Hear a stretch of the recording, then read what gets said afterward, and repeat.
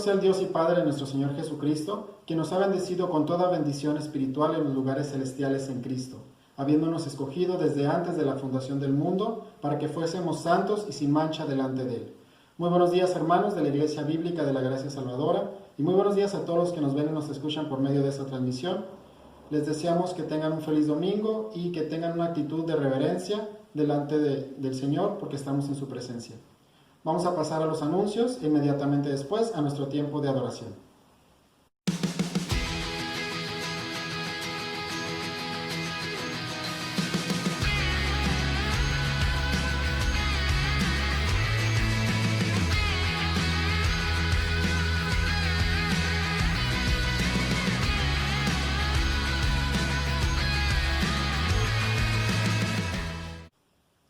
Digno eres, Dios y Señor nuestro, de recibir la gloria y el honor y el poder, porque tú creaste todas las cosas y por tu voluntad existen y fueron creadas. A Él sea la gloria en la Iglesia y en Cristo Jesús, por todas las generaciones, por los siglos de los siglos. Amén. Cantemos, hermanos, venid, glorificar a Dios.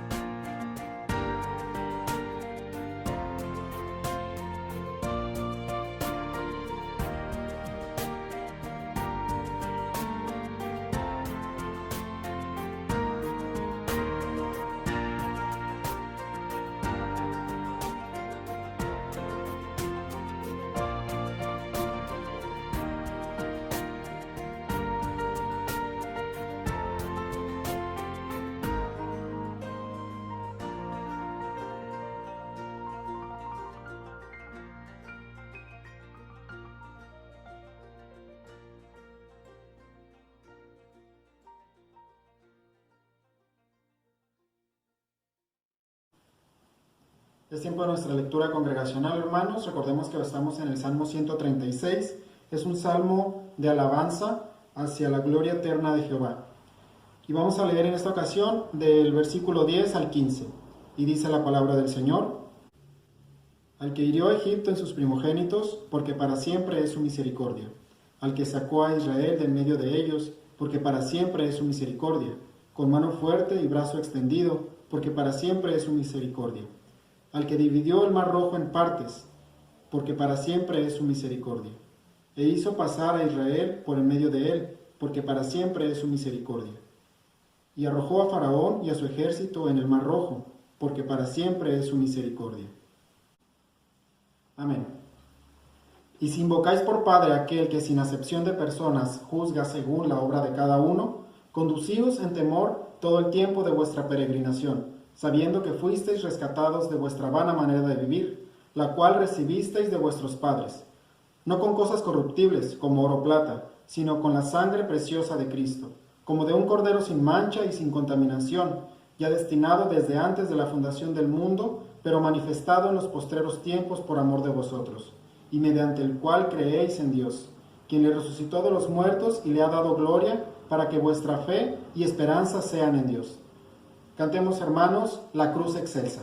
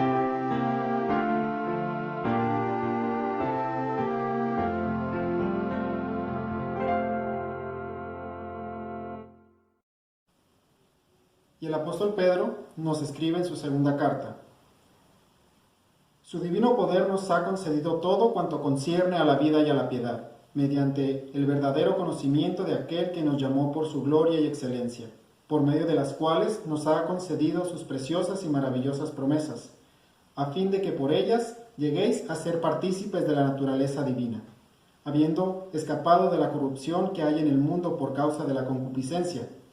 Por esta razón también, obrando con toda diligencia, añadid a vuestra fe virtud, y a la virtud conocimiento, al conocimiento dominio propio, al dominio propio perseverancia, y a la perseverancia piedad, a la piedad fraternidad, y a la fraternidad amor. Pues estas virtudes, al estar en vosotros y al abundar, no os dejarán ociosos ni estériles en el verdadero conocimiento de nuestro Señor Jesucristo. Cantemos, hermanos, todas las promesas.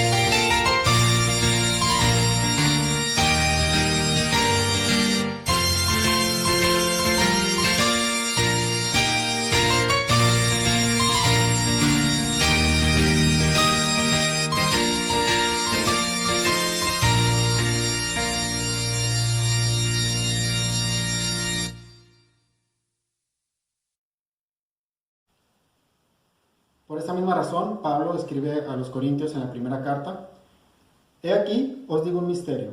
No todos dormiremos, pero todos seremos transformados en un momento, en un abrir y en un cerrar de ojos, a la trompeta final.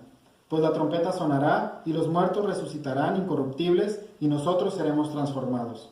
Porque es necesario que esto corruptible se vista de incorrupción, y esto mortal se vista de inmortalidad. Pero cuando esto corruptible se haya vestido de incorrupción, y esto mortal se haya vestido de inmortalidad, entonces se cumplirá la palabra que está escrita: devorada ha sido la muerte en victoria. ¿Dónde está, oh muerte, tu victoria? ¿Dónde, oh sepulcro, tu aguijón? El aguijón de la muerte es el pecado, y el poder del pecado es la ley. Pero a Dios gracias, que nos ha dado la victoria por medio de nuestro Señor Jesucristo.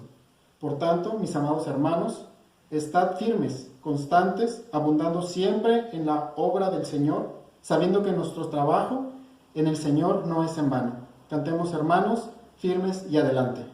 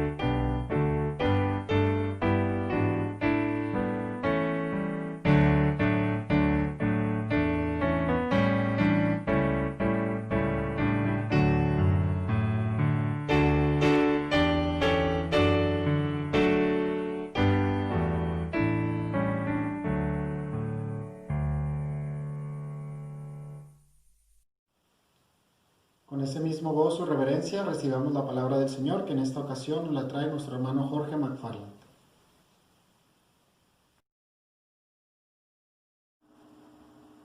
Buenos días, estimados hermanos y amigos que nos ven por esta transmisión. Es un gusto estar con ustedes en esta mañana. Les mandamos un cordial saludo, esperando que el Señor les bendiga, les guarde y provea para ustedes. En esta mañana, como hemos hecho en estas ocasiones, voy a leer varios pasajes de las Escrituras, en los cuales nos estaremos enfocando. Por favor, escuchen y en sus casas no olviden repasar estos textos. Efesios capítulo 6, versículo 1 nos dice: Hijos, obedeced en el Señor a vuestros padres, porque esto es justo. Deuteronomio 6, versículos del 6 al 7. Y estas palabras que yo te mando hoy estarán sobre tu corazón, y diligentemente las enseñarás a tus hijos, y hablarás de ellas cuando te sientes en tu casa, y cuando andes por el camino, cuando te acuestes, y cuando te levantes. Proverbios 13, 24 nos dice: el que detiene el castigo, a su hijo aborrece, mas el que lo ama, desde temprano lo corrige. Proverbios 22, 15. La necedad está ligada en el corazón del muchacho, mas la vara de la corrección la alejará de él. Proverbios 29, 15 dice: la vara y la corrección dan sabiduría, mas el muchacho consentido avergonzará a su madre. Proverbios 1, versículos del 7 al 8 nos dice: el principio de la sabiduría es el temor de Jehová. Los insensatos desprecian la sabiduría y la enseñanza. Oye, hijo mío, la instrucción de tu padre, y no desprecies la dirección de tu madre. Vamos a orar. Padre bendito, Dios de toda gloria, a ti te damos toda la alabanza, la gloria y honra. Porque tú eres bueno, tú eres un buen Padre. Un Padre amoroso y bondadoso, misericordioso. Gracias por tus cuidados, gracias por tus bendiciones que tienes para con tus hijos. Y yo te pido que en esta mañana tú nos instruyes, tú nos hables y nos ayudes en esas áreas con las que batallamos, en la crianza de nuestros hijos. Que tú nos des esa sabiduría, que tú nos des, que pongas en nuestro corazón el hacer lo correcto. Ayúdanos a ser buenos padres y encaminar a nuestros hijos a tus caminos, a caminar a nuestros hijos a Cristo. Sé con nosotros y háblanos en esta mañana, Padre. En el nombre de Cristo. Amén. En esta ocasión, hoy concluimos esta pequeña serie de 3 sermones que es titulada Fundamentos para una crianza bíblica. Comencé esta serie hace 3 sermones, hace ya un mes y medio, para nuestros hermanos Javier y Sheila, quienes pronto tendrán que poner estos fundamentos en práctica, en los cuales hemos visto aspectos generales y fundamentales para una crianza bíblica, mas no hemos visto asuntos prácticos como tales. Hoy nos concentraremos un poquito más en el área práctica acerca de la enseñanza, pero aún así más como un fundamento, el cómo criar a nuestros hijos. Y recapitulando, lo primero que observamos como primer fundamento es principios, privilegio y responsabilidades, donde hablamos de la importancia de tener un marco bíblico que necesitamos tener, la doctrina acerca de cómo ser padres, que nos enseñan las Escrituras acerca de cómo criar hijos, y la necesidad que tenemos de tener humildad, gracia, dependencia de Dios, fe y fidelidad. Eso los vimos como principios y son muy necesarios de entender y tener como primer fundamento antes de adentrarte con otros asuntos de la crianza bíblica, porque no puedes llegar a asuntos como los azotes sin tener estos principios bien fundamentados. Observamos también el privilegio que es el de ser padres. Tener un ser humano bajo tu cuidado, que es a imagen y semejanza tuya, pero también es hecho a imagen y semejanza de Dios. Un ser único formado por Dios y entregado a ti es un gran privilegio. Pero con grande privilegio viene grande responsabilidad. Y observamos también las grandes responsabilidades que tenemos como padres. Principalmente el de glorificar a Dios en nuestra crianza. Pero también un punto fundamental de la crianza bíblica es guiarlos a Cristo. Y la tercera responsabilidad es de criarlos de acuerdo con la palabra de Dios, y no bajo pensamientos de hombres, sino ser guiados por la palabra. Después vimos dos aspectos importantes que teníamos que entender acerca de nuestros hijos. Y es el segundo fundamento, naturaleza y crianza, donde observamos la naturaleza de un niño desde que nace con una dignidad tan gloriosa al ser un portador de la imagen de Dios. Y esa dignidad la vimos en tres aspectos. Somos seres funcionales, somos seres relacionales y tenemos un alma única que vive para siempre. Y ese bebé, ese ser humano tiene todo esto. Pero al mismo tiempo tiene una naturaleza depravada, esclavo al pecado, inclinado al mal. Ha heredado el pecado de Adán y su naturaleza corrupta, la cual nosotros debemos trabajar. Por causa del pecado que hay en ellos, por la depravidad radical con la que han nacido, su naturaleza demanda una crianza. Y esa crianza debe de ser en la disciplina e instrucción del Señor. Déjenme repetir las palabras de William Farley que comenté la vez pasada. Dice, una crianza es preparar a nuestros hijos para el día del juicio, mediante el proceso de transferir una cosmovisión bíblica. Y algo que debemos tomar en cuenta es que tenemos que tratarlos como portadores de la imagen de Dios, como criaturas moralmente responsables, que tienen una responsabilidad moral de obedecer a sus padres y de ser personas responsables y de bien. Y todo esto debemos hacerlo tomando un enfoque ofensivo y no defensivo, lidiando continuamente, diligentemente con su corazón, con su naturaleza por medio de la disciplina e instrucción del Señor.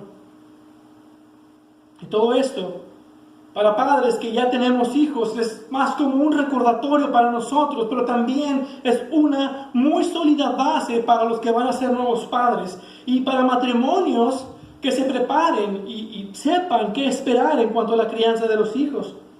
Pero en general, esto es como un recordatorio para nosotros de cuáles son los puntos cruciales en los que deberíamos de enfocarnos como padres. Uno de los grandes errores en que caemos como padres es que al pensar que porque tenemos ya un hijo o dos o tres, ya lo sabemos todo acerca de cómo criar un hijo.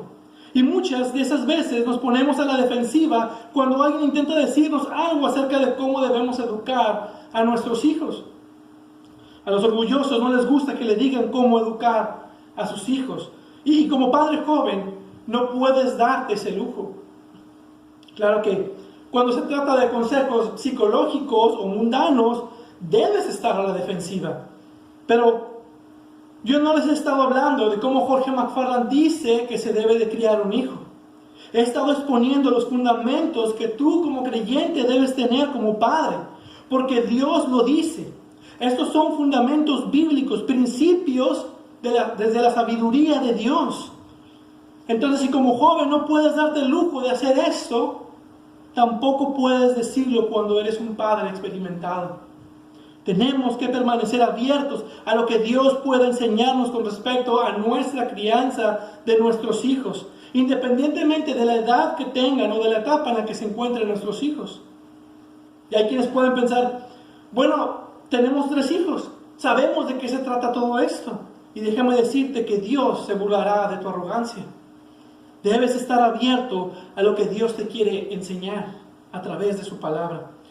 Ya llegamos a este último fundamento, el cual está construido en 3 partes: ley, evangelio y sabiduría. El primer punto es ley. Y por ley me refiero a que como padres reconocemos el señorío de Cristo y su autoridad sobre toda la vida y especialmente sobre la familia. Así que cuando hablamos de ley, no es estrictamente sobre el pacto de ley o los 10 mandamientos. Piénsalo más bien como Él es el dador de la ley, la autoridad divina de Dios para de hecho ejercitar esa autoridad como Señor de nuestras familias. Para que mientras criamos a nuestros hijos, abracemos conscientemente el hecho de que las leyes de Dios son nuestras leyes. Recordarán ese pasaje famoso de Josué 24, versículo 15. Pero yo y mi casa serviremos al Señor. Así que como esposos y padres, tu responsabilidad primaria es asegurarte de que el señorío de Cristo sea reconocido, observado y obedecido en tu familia.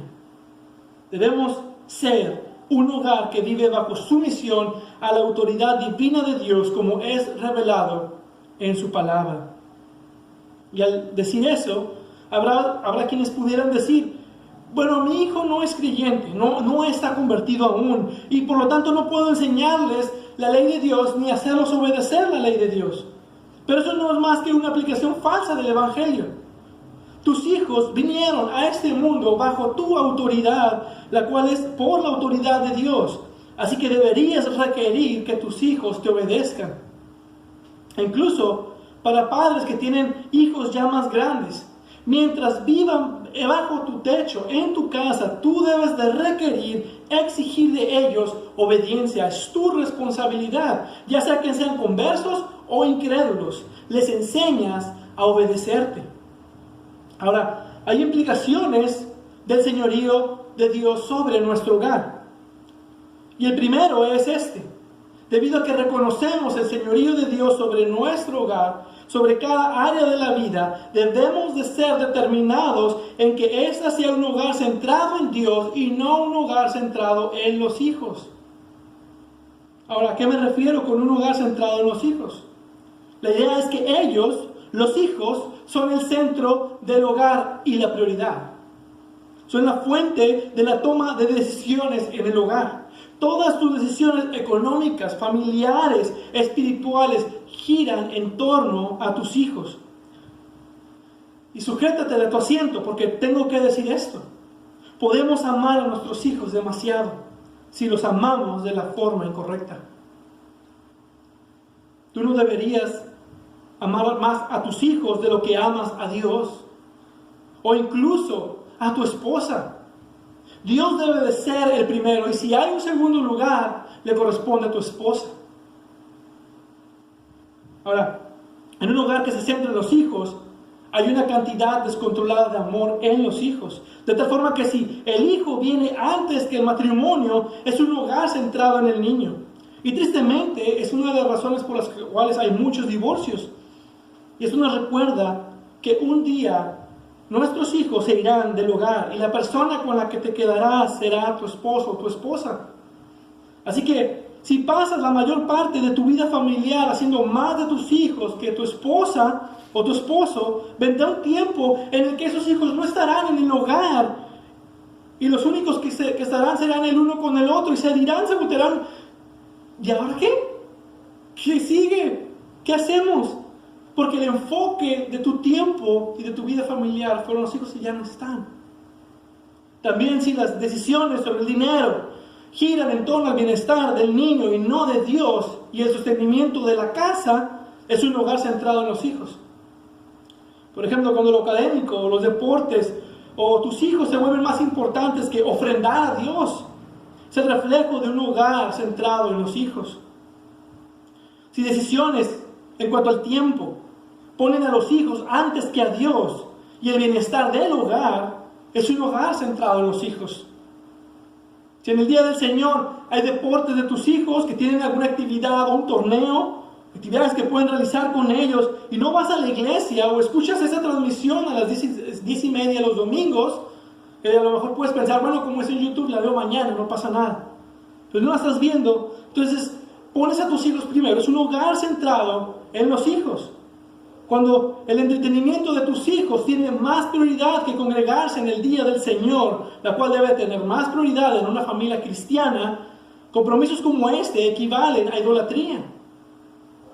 Un hogar centrado en Dios y su voluntad, tal como es revelada en las Escrituras, viene sobre todas las cosas, para que toda la familia viva bajo su señoría. De tal forma que tu esposa viene antes que tus hijos. Dios primero, los asuntos de Dios, tu esposa, tus hijos. De hecho, también la vida de la iglesia es central. Se les enseña servicio. Y puedes enseñar servicio a tus hijos todos los días de tu vida. Y no necesariamente significa que tendrás éxito, pero necesitamos enseñarles a ser servidores. Enseñarles a servir. Uno de los problemas actuales de esta mentalidad de derecho cultural que ya va agregada a esta nueva generación, de tal forma que ya creen que se les debe a esta generación solo porque pueden respirar. Y eso no es cierto. Está bien que los hijos no tengan. Está bien que tus hijos no tengan la última consola de videojuegos. Está bien que tus hijos no tengan la última moda de esto o aquello, la última tecnología de algo. Está bien que tus hijos no tengan zapatos deportivos o que sean anticuados. Está bien decirles no. Si no se puede, es un no. Y de hecho no deberías ni siquiera tener que explicarlo. Simplemente decir no. A veces los hijos demandan razón. Pero eso es confrontar la autoridad. Si queremos hijos que creen que son el centro de todo, ¿qué clase de esposos o esposas llegarán a ser? ¿Qué clase de padres o madres llegarán a ser? Y no digo que está mal darles esas cosas. Darles teléfonos nuevos, comprarles una consola nueva, siempre y cuando esté dentro de tus posibilidades, y hacerlo sin dejar de poner a Dios primero. Pero piensa un poco en lo que serán. Yo te puedo decir qué clase de padres llegarán a ser tus hijos si tú sigues este camino de ponerlos a ellos primero. Aquellos que cuando las cosas salen mal, se ponen pesadas en el matrimonio, buscarán refugio en el divorcio. Aquellos que cuando sale un hijo no planeado, querrán abortar a sus hijos. Dios es honrado en nuestro uso de tiempo y dinero por encima de los hijos. Enséñales eso. Enséñales quién tiene la prioridad en tu hogar, quién tiene el señorío en tu hogar. Así que una de las implicaciones del señorío de Dios será un hogar centrado en Dios y no en los hijos. Una segunda implicación: debido al señorío de Cristo sobre nuestro hogar, debemos requerir obediencia de nuestros hijos. De hecho, el quinto mandamiento aplica a tus hijos. Efesios 6:1 nos dice: hijos, obedeced en el Señor a vuestros padres, porque esto es justo. El primer mandamiento con promesa. Y por cierto, algo importante es siempre aclarar las diferencias entre las leyes de Dios y las reglas de casa. Las reglas personales que tú decides poner. Debes aclarar siempre esto. No querrás hacer que tus hijos crean que todas las reglas que pones en tu casa tendrán una sanción divina. Claro que en el sentido general de la obediencia están quebrantando el quinto mandamiento. Si por ejemplo mienten, están rompiendo el noveno mandamiento. Y es importante aclararles qué es lo que Dios demanda de ellos. Pero si por ejemplo les pides no tocar algo y lo hacen, es una obediencia parental. Que aunque están rompiendo el quinto mandamiento por no honrar a sus padres, tienes que hacer el énfasis de que esta fue tu regla, fue tu instrucción y el castigo lo administras tú. Tienes que hacer las diferencias y marcarlas cuando es Dios quien dice cómo deben de ser ciertos comportamientos y cuando eres tú quien pone las reglas y los estándares en tu hogar. Pero debes requerir esa obediencia a tus hijos. Hay un artículo de John Piper: padres requieran la obediencia de sus hijos. Les recomiendo que lo lean. Más al rato les comparto en la página de Facebook este extracto. Son 9, provee 9 observaciones simples que serán de ayuda para una crianza bíblica, para que lo lean. Y una de las cosas que dice es que no tiene sentido que Dios les pida a los hijos que obedezcan a sus padres y no pedir a los padres que exijan obediencia a sus hijos. Es parte de nuestro trabajo enseñar a nuestros hijos la gloria de tener un espíritu gozoso y sumiso para con las autoridades que Dios ha colocado. Es decir, si no aprenden sumisión en el hogar, ¿cómo esperas que sean sumisos a otras autoridades? Y de hecho, esa es la razón por la cual tu hijo no se porta bien cuando está en público. Por la falta de requerir obediencia de parte de ellos en el hogar. Dice John Piper: una explicación de por qué los niños están fuera de control en público es que no se les ha enseñado a obedecer en el hogar. A veces tendremos a dejar los asuntos pequeños pasar en el hogar. Le dice al hijo, 1 o 2 veces, deja eso, hasta 3 veces y no lo hacen y no hay castigo. Y a veces, incluso hasta soborno del padre: deja eso y te doy un chocolate. Y eso se evidencia eventualmente. requiere obediencia de tus hijos. Dios la demanda de ti. Debes requerir obediencia a tus hijos. Tercera implicación es que si requerimos obediencia de nuestros hijos, debemos disciplinar apropiadamente y redentivamente. Y a lo que me refiero es que si vas a tener estándares en tu hogar que son de acuerdo con la ley de Dios, entonces una ley o un estándar de justicia sin penalidad no es un estándar en lo absoluto. En otras palabras, si no hay consecuencias por violar los estándares del hogar o las leyes de Dios, entonces se han vuelto absolutamente sin sentido. Dios es legislador y juez. Él ha dado mandamiento y espera obediencia, y dice la palabra que hay castigo en la desobediencia. La paga del pecado es muerte. En Adán se le dijo que del árbol del conocimiento del bien y del mal no comerás, la ley, y luego le dice, porque el día que él comas, si desobedeces, ciertamente morirás, ley y castigo. Y eso es simplemente algo como para un sermón totalmente separado, que de hecho anteriormente lo he hablado acerca de esto. Y sé que es el talón de Aquiles de muchos padres, y es este tema de los azotes y el uso de la vara. Proverbios 13:24 dice, el que escatima la vara odia a su hijo, mas el que lo ama lo disciplina con diligencia. Proverbios 22:15, la necedad está ligada al corazón del niño, la vara de la disciplina la alejará de él. Proverbios 29:15, la vara de reprensión dan sabiduría, pero el niño consentido avergüenza a su madre. Una vez 2 personas me dijeron que la vara es simplemente un castigo muy severo y no el uso de una vara de madera en sí. Pero la palabra hebrea, lo que significa, y 2000 años de historia cristiana prueban que de hecho es el uso de una vara para castigar físicamente. Es castigo corporal. De hecho, viene de la palabra con la cual se traduce como rama, literalmente un palo de madera que podía ser usado para castigar, escribir, caminar o pelear. También es de donde viene la palabra tribu, es la misma palabra que vemos cuando vemos la palabra tribu. Y la idea de esto es que las tribus son descendientes de un tronco en común. Por ejemplo, las tribus de Israel es como decir que son las ramas de Israel o los descendientes de Israel. Y si lo piensas, tiene sentido porque es así como nosotros dibujamos el árbol genealógico. Hay un tronco y salen las ramas, está papá y de las ramas salen los hijos. Entonces la Biblia, la palabra de Dios, no deja lugar a dudas de que es un pedazo de madera, una rama, lo cual implica un castigo corporal. Y es necesario que aprendas a disciplinar a tus hijos correctamente. Tomar en serio esa parte de la crianza de los hijos. El libro de Bruce A. Ray, No detengas la corrección, es un recurso excelente.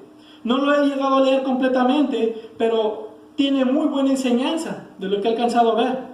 Otros que he visto son la disciplina amorosa de los azotes y cómo disciplinar a tus hijos de Roy Lessing. Y aunque suene raro, debes aprender a azotarlos correctamente. Por favor, no seas de esos padres débiles que buscan recursos como disciplina sin lágrimas. Sin lágrimas no es disciplina, no tiene sentido. Si todo lo haces, si todo lo que haces es una ligera cepillada en su grueso pañal, estás fallando. Eso no es disciplina. Tenemos que aprender a disciplinar con la vara. Cuarta implicación. Reconocer el señorío de Dios en nuestro hogar implica que adoremos a Dios en familia. Cuando están pequeños, es importante enseñarles que debemos sentarnos en familia y tener algún tiempo devocional o de reunión familiar bíblica. Y cuando digo pequeños, es mientras puedas decirles dónde deben de estar, porque luego crecen y es diferente y más difícil. Pero mientras puedas, ten el tiempo de adoración familiar, ten el tiempo de llevar algún estudio o de leer la Biblia o incluso algún juego bíblico donde puedan aprender acerca de las cosas de Dios, acompañado tal vez con alabanzas. Un tiempo donde puedes leer la Biblia, o tal vez un tiempo de oración, o tal vez un tiempo de alabanza, o las tres. Y tú puedes decidir cómo será ese tiempo, pero tienes que tenerlo, tienes que hacerlo. Y puedes pensar, bueno, mis hijos no son conversos, no sé si debo obligarlos a hacer esto. Y el hecho es que Dios manda a todos que le adoren. Es un mandamiento. Y en esos momentos de estudio devocional que les enseñamos las verdades de Dios y sus principios, que le alabamos, que le damos gloria. Aún más que eso, debemos instalar en sus mentes una cosmovisión y pensamientos bíblicos. Y ya sea en converso o no, lo haces ver las historias, aprender doctrina, memorizar versículos, y lo que pasa es que Dios lo va a poner en su corazón. Y cuando lleguen a ser salvos, regenerados por el Espíritu Santo, ya hay un margen de referencia acerca de la verdad de Dios. Ya hay verdad en sus mentes, de una manera que puedan ver otras verdades más claramente a raíz de eso. De hecho, la Biblia dice que no solo debes apartar un tiempo para enseñar. Muchos hacen el énfasis que debes apartar un tiempo para enseñar. Está bien. Pero aquí dice que debes hacerlo cuando te acuestes y cuando te levantes. Deuteronomio 6 nos dice que debe ser todo el día. Todo el tiempo que te sea posible. Cuando te acuestes, cuando te levantes, cuando estés en tu casa, cuando estés comiendo. Enséñales acerca de Dios. Además, no solo dice que sea dentro de tu hogar para enseñarles la palabra. También dice que debes enseñar estas verdades cuando andes por el camino, fuera de tu casa. Podemos resumir este pasaje de Deuteronomio 6 en que debemos enseñar en todo tiempo y en todo lugar la verdad de Dios a nuestros hijos. Si vas a tener el señorío de Dios sobre tu hogar, debes tener adoración familiar y debes dejar que sea Cristo quien gobierne tu hogar y su palabra sea la autoridad en tu hogar. Pero entonces, eso es lo que implica tener el señorío de Dios sobre nuestro hogar. Un hogar centrado en Dios, donde se requiera obediencia de los hijos, se discipline apropiadamente según nos enseñan las Escrituras y de tener un tiempo de adoración familiar. Que Cristo sea el centro de ese hogar. Eso es lo que vemos con ley. Un gobierno cristocéntrico, lo cual nos lleva al siguiente punto. Nuestro siguiente punto, el Evangelio. Nuestra mayor responsabilidad para nuestros hijos es de enseñarles y de modelarles el Evangelio. Segunda de Timoteo 1:5 dice, trayendo a la memoria la fe no fingida que hay en ti, la cual habitó primero en tu abuela Loida y en tu madre Eunice, y estoy seguro que en ti también. El apóstol Pablo le está hablando a Timoteo. ¿Y cómo llegó hasta la tercera generación? Capítulo 3, versículo 14 de 2 de Timoteo nos lo dice. Pero persiste tú en lo que has aprendido y te persuadiste, sabiendo de quién has aprendido, y que desde la niñez has sabido las sagradas escrituras, las cuales te pueden hacer sabio para la salvación por la fe que es en Cristo Jesús. Entonces enseñamos el Evangelio a nuestros hijos y debemos asegurarnos de que entiendan el Evangelio. Debemos ser hogares centrados en el Evangelio. Porque si terminamos enseñando a nuestros hijos historias morales de Sansón, de Noé, o incluso memorizar versículos, nada más, lo que hacemos es construir en sus mentes de lo que trata el Evangelio, que no es en sí lo que realmente trata el Evangelio. Para que cuando tus hijos tengan la edad de ir a la universidad y tengan la primera oportunidad, rechazarán tu religión, rechazarán tu fe, rechazarán tu Evangelio. No los confundas. A lo mejor suena raro decir esto, pero tienes que dejar marcado el Evangelio en tus hijos. Tienes que dejar bien marcado en ellos que tienen corazones negros de maldad. Debes de dejarles bien en claro que la razón lo que hacen es porque son pecadores de nacimiento. Debes dejarles bien marcado que Cristo es el único camino, que sus pecados pueden ser perdonados y tener vida eterna. Enséñales de la cruz. Enséñales de la resurrección. Enséñales la doctrina de salvación. Enséñales sobre la fe y el arrepentimiento. Que el Evangelio quede bien marcado en sus vidas, para que cuando crezcan, si ellos se llegan a alejar del Señor, ellos puedan ser salvos, aun porque el mensaje quedó bien grabado en sus corazones. El Señor va a usar eso. Y también, tengo que decirlo, pero debes llevar a tus hijos a una iglesia donde se predica el Evangelio. No hay nada más tonto que llevar a tus hijos a una iglesia donde no sabes de qué se trata. No sabes qué es lo que enseñan. Y crees que todo va a estar bien porque todas las iglesias son lo mismo. Y luego te das cuenta de que no es así y terminas medio yendo a una iglesia domingo tras domingo, no te estás congregando y lo que haces es más daño a tu familia de lo que te imaginas. Debes de buscar una iglesia. Necesitas llevar a tus hijos a una iglesia de sana doctrina, donde haya programas para ellos, donde puedan escuchar el Evangelio. Y muy importante, vive el Evangelio. Vive las implicaciones del Evangelio delante de tus hijos. Y una de las formas de mostrar el Evangelio es cuando pecas contra tus hijos. Tú debes ir a tus hijos, que ellos vean la iniciativa en ti. Confiesas tus pecados y les pides perdón. También si has pecado contra tu esposa o tu esposo, arrepiéntete, sé humilde y pide perdón para que ellos vean cómo se vive el Evangelio. Pecadores siendo formados a la imagen de Dios en continuo arrepentimiento. ¿Qué clase de enseñanza llevar a tu hijo de este cristianismo que dices, que crees, si solo ven a una persona que nunca admite que está equivocado, que nunca pide perdón, que nunca ve que hizo algo digno de arrepentimiento?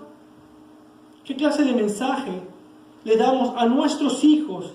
Tanto papás como mamás caemos en esos errores. Y la verdad del hecho es que como pecador vas a llegar a pecar contra tu esposa.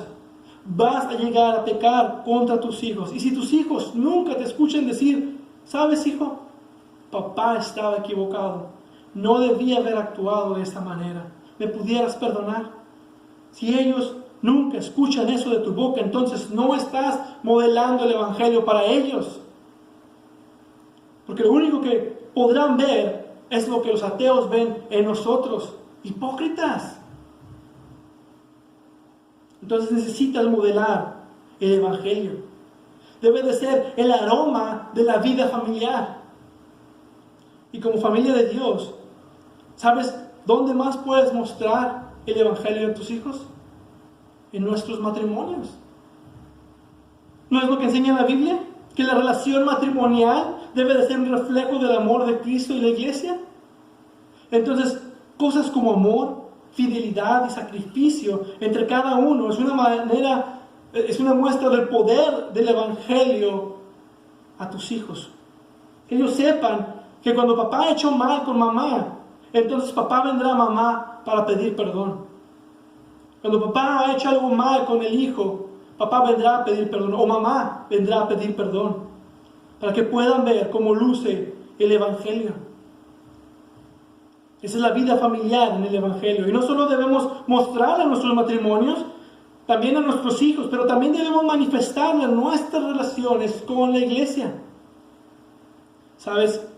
Una de las cosas más dañinas que hacen los padres, y a lo mejor lo hacen inconscientemente, es de irse de la iglesia los domingos y hablar mal de algunos hermanos delante de los hijos, delante de los niños. Y cuando suben al carro no podrán evitar pensar, ¿por qué rayos voy a la iglesia donde hay personas que ni mi papá ni mi mamá pueden soportar escuchando a un tipo que ni le creen? Quejarte de los hermanos delante de tus hijos es uno de los fuegos seguros que los llevará a rechazar la fe. Necesitamos continuamente llevar a nuestros hijos a Cristo, recordándoles el perdón que hallamos en Cristo por nuestros errores y nuestros pecados por su gracia. Por su gracia. Apuntar a Cristo de principio a fin. Eso es lo que intentamos hacer en todo lo que hacemos en el hogar. Así que cuando disciplinamos a nuestros hijos, ¿qué estamos haciendo? cuando les enseñamos, cuando los disciplinamos, lo vamos a hacer redentivamente. Vamos a disciplinarlos de tal forma que tendrán que enfrentar las consecuencias de su desobediencia, pero también los apuntamos a Cristo. Cristo pagó las consecuencias de nuestra desobediencia y recibió el castigo en nuestro lugar. Entonces, en esos momentos de disciplina, puedes mostrarlos y apuntarlos a Cristo. Enséñales lo que Cristo hizo por nosotros en la cruz. Pero también escuchen, aquellos que creen que tienen hijos muy obedientes, cuidado. Porque pudieras pensar que casi no tienes oportunidad para apuntar a tus hijos a Cristo porque se portan muy bien, son muy obedientes. Y pues felicidades para ti. Estás criando un excelente fariseo. Niños que no son obedientes aún son pecadores con tanta necesidad de gracia como los niños rebeldes y malportados. De hecho, es mucho más difícil porque tendrás que ser más creativo cuando busques oportunidades para el Evangelio, cuando tu hijo es muy obediente. Tienes que guiar el comportamiento de tus hijos a Cristo. ¿Sabes? Mamá y papá agradecen el hecho de que tú seas obediente, pero si entiendes que obedecernos no te hace estar bien con Dios, aún necesitas un Salvador. La obediencia a los padres no lo es todo. Ellos necesitan a Cristo. Ese niño, independientemente de su carácter o cualidades, necesita un Salvador. Y necesitas hacerlo ver eso, de su dependencia de Cristo. Y finalmente, sabiduría. Esa es la parte donde debemos también tener cuidado. ¿Cuál es el principio de la sabiduría? Nos dicen las Escrituras. El temor de Jehová. Hay un sentido en el cual nosotros tenemos una responsabilidad de enseñar a nuestros hijos sabiduría. De hecho, si lees Proverbios con cuidado, verás que no es nada más que un padre instruyendo a su hijo en los caminos de la sabiduría, enseñándole a tomar buenas decisiones y saber cómo vivir. Y lo ves constantemente en el libro. Oye, hijo mío, la instrucción de tu padre. Hijo mío, si recibieres mis palabras. Hijo mío, 25 veces en todo el libro. Toda esta instrucción es de un padre a un hijo. Entonces tenemos una gran responsabilidad de asegurarnos de que establezcamos el señorío de Cristo en nuestro hogar y de tener un hogar que esté envuelto en el Evangelio. Pero también debemos tomar en serio nuestra responsabilidad de enseñar a nuestros hijos sabiduría. Y esa sabiduría, por supuesto, viene cobijado con el temor del Señor. Lo que significa que esta sabiduría que debemos enseñarles es una sabiduría que en última instancia está arraigada en una relación con Dios. Pero, aunque queremos enseñarles sabiduría a nuestros hijos de una forma redentiva, también queremos enseñarles una sabiduría cristocéntrica. Pero también de asegurarnos de enseñarles sabiduría para la vida, ya sea que profesen o no fe en Cristo. Ahora, no te equivoques. Su profesión en Cristo es mayor que todo.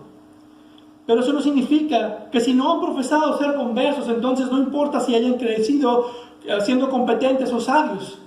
Importa, e importa mucho. Entonces sí importa si ellos creerán o no. Nosotros debemos enseñarles sabiduría de la palabra de Dios que cubre en su mayoría los diferentes aspectos de la vida.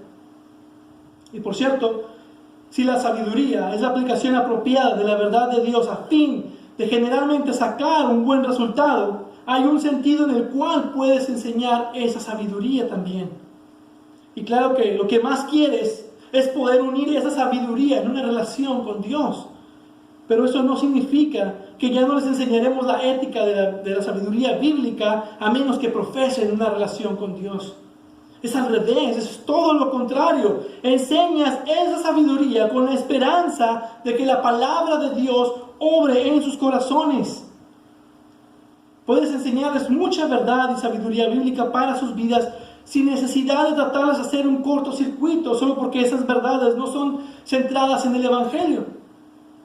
Dios puede usar eso para hacer mucho bien en sus vidas. Tienes que enseñarles a tus hijos acerca del dinero desde una perspectiva bíblica. Hay muchos pasajes acerca del dinero en Proverbios. ¿Qué hay acerca del sexo? Los proverbios hablan del sexo como un padre hablando con su hijo. Proverbios capítulo 5, capítulo 6, 7. Es aplicación tanto para hijos e hijas el estar alejados de la inmoralidad sexual que arruinará sus vidas. Pero ¿qué hay sobre las amistades que tienen? ¿Qué hay sobre la flojera cuando no quieren hacer ciertas cosas? ¿Qué hay el cómo andar, por ejemplo, en las redes sociales? El cómo comportarse. Hay tantas cosas en las que necesitas guiar a tus hijos. Y es tu responsabilidad darles esa sabiduría para que aprendan a tomar buenas decisiones. Necesitas equiparlos para que aprendan a tomar buenas decisiones en la vida. Necesitamos realmente enseñarles el señorío de Dios sobre nuestra familia. Queremos que todo camine y gire en el Evangelio. Y tenemos que asegurarnos de tomar sobre nosotros el enseñarles esta sabiduría. Tómate tu tiempo de enseñarles diligentemente. Esas pequeñas vidas que Dios nos da necesitan entender lo que significa vivir bajo la sumisión de la autoridad de Dios. Y no podrán aprenderlo si no lo hacen bajo tu autoridad, la cual Dios te ha delegado a ti.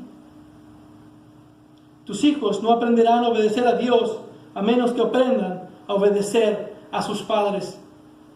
Enséñales a obedecer. Requiere de ellos obediencia. Enséñales sobre el señorío de Cristo. Enséñales el Evangelio. Muéstrales con tu vida. Muéstrales con tu ejemplo. Muéstrales a vivir en el Evangelio. En cómo por la gracia de Dios nos va transformando día con día por el poder de su palabra. Siendo renovados en nuestra mente. No dejamos de ser pecadores. No dejamos de pecar. Pero el Evangelio nos va transformando, nos va santificando y enséñale sabiduría para que aprendan a ser sabios y no necios y burladores de la fe. Marca en sus mentes una cosmovisión bíblica, un pensamiento crítico bíblico. Debes hacerlo. Debes hacerlo. Estos son los tres aspectos fundamentales de una enseñanza bíblica: la ley, el Evangelio y sabiduría.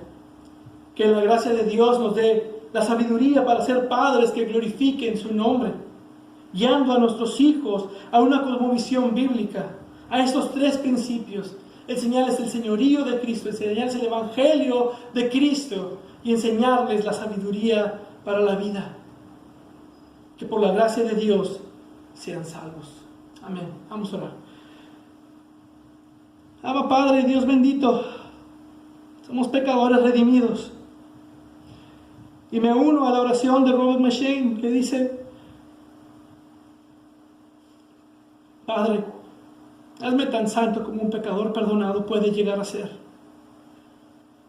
Somos flojos a veces, negligentes en algunas cosas, fallamos, no somos perfectos, pero ayúdanos a ver esos defectos, ayúdanos a ver nuestras fallas como padres, como esposos, como familia.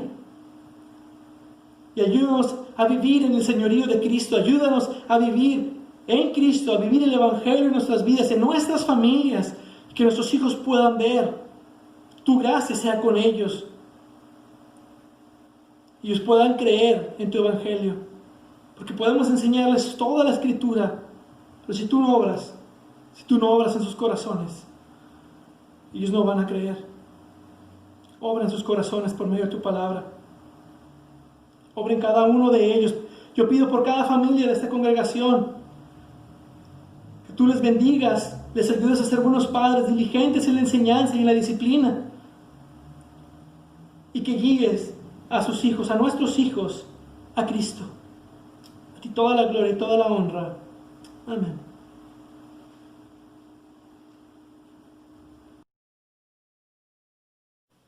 Gracias, hermano Jorge, por la predicación de esta mañana. Y sabemos que para los que aman a Dios, todas las cosas cooperan para bien. Esto es, para los que conforme a su propósito son llamados. ¿Quién acusará a los escogidos de Dios? Dios es el que justifica. ¿Quién es el que condena? Cristo Jesús es el que murió. Sí, más aún, el que resucitó, el que además está a la diestra de Dios, el que también intercede por nosotros. ¿Quién nos separará del amor de Cristo? ¿Tribulación, o angustia, o persecución, o hambre, o desnudez, o peligro, o espada? Porque estoy convencido de que ni la muerte, ni la vida, ni ángeles, ni principados, ni lo presente, ni lo porvenir, ni los poderes, ni lo alto, ni lo profundo, ni ninguna otra cosa creada nos podrá separar del amor de Dios que es en Cristo Jesús, Señor nuestro. Cantemos, amados hermanos, del amor divino.